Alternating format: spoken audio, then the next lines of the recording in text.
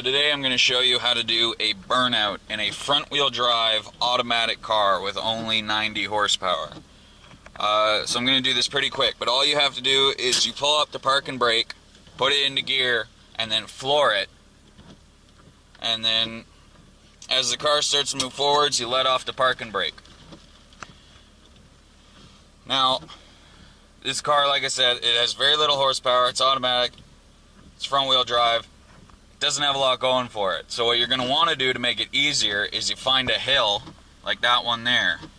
And if you really want to make it easy, you do it when it's raining like it is right now, because the rain helps a lot. Like, it makes it ridiculously easier.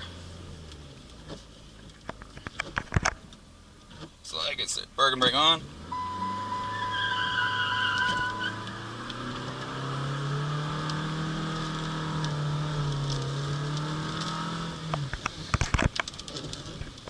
There you go, nice and quick.